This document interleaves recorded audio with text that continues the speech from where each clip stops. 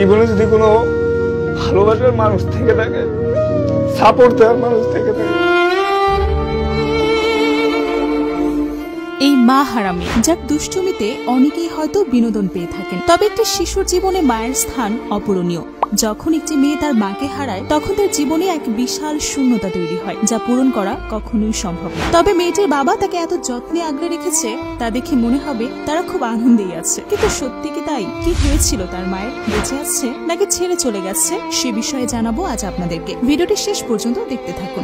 Social মিডিয়াতে অতি পরিচিত মুখ এই বাবা এবং মেয়ে। তাদের হাস্যরসাত্মক ভিডিওতে বোধ হয়ে থাকে অনেক মানুষ। দিনের বিভিন্ন মুহূর্তে ধারণ করে সোশ্যাল মিডিয়ায় আপলোড করেন তারা, যার মধ্যে হাসি, ঠাট্টা, দুষ্টুমি এবং বাস্তব জীবনের বিভিন্ন চিত্র ফুটে ওঠে। বাড়ির সমস্ত কাজ থেকে শুরু করে রান্না বান্না এবং একমাত্র মেয়েকে আগলে রাখা সবকিছুই একা হাতে করে থাকেন এই বাবা। মেয়েরা বাবার রাজকন্যা হয় তা তাদেরকে দেখলেই বোঝা যায়।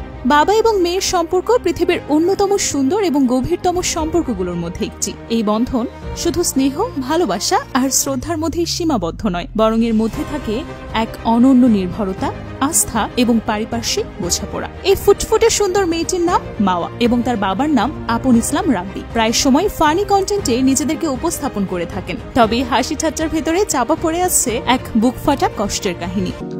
আমার জীবনে যদি মাওয়ার মায়ের সাথে আপনের প্রথম কথা হয়েছিল রং নম্বরে। মেয়েটি ছিল পাশের এলাকার। দুজনেই দেখা করার ডিসিশন নেয়। দেখা করার পর মেয়েটি বলে, আপনার সাথে আমি কোনো প্রেমের সম্পর্কে জড়াতে চাই না, আমাকে বিয়ে করতে পারবেন? তখন আপন বলে, হ্যাঁ অবশ্যই বিয়ে করতে পারবো। তারপর তারা দুজন বিয়ে করে নেয়। আপনের ছোট্ট একটা স্টুডিও ব্যবসা ছিল। ব্যবসা ভালো চলছিল না বলে ছেড়ে দেন তিনি। হাতে যা জমানো টাকা ছিল 6 মাসে আনন্দ ফুর্তি করে নতুন সংসারে খরচ হয়ে যায়। অভাবের সংসারে একটা চাকরিও জোগাড় করতে পারছিলেন না তিনি। তখন হঠাৎই তার বউ প্রেগনেন্ট হয়। নর্মাল ডেলিভারি না হয় মেডিকেলে নিয়ে যেতে হয়। অনেক বাধা বিপত্তি পেরিয়ে তার ঘর আলো করে আসে কন্যা সন্তান। অভাবের সংসারে আপনের স্ত্রী তাকে যতটা সাপোর্ট করেছে তার কোনো আত্মীয় স্বজন বা অন্য কেউ করেনি। অভাব থাকলেও সংসারটা ছিল সুখের। একটা ইন্টারভিউতে স্ত্রীর ভালোবাসার প্রশংসা করতে গিয়ে কান্নায় ভেঙে পড়েছিলেন আপন। তাহলে কি হয়েছিল তাদের মধ্যে? কেন আজ ছোট্ট মেয়ে মাওয়া মাহারা?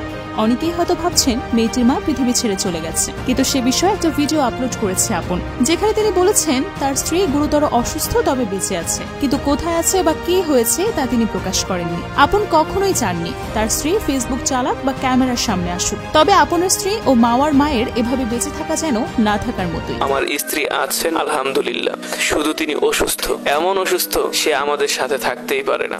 মেয়েটি সবসময় তার মায়ের শূন্যতা ফিল করে এবং আপন তার স্ত্রীর ভালোবাসা মিস করে।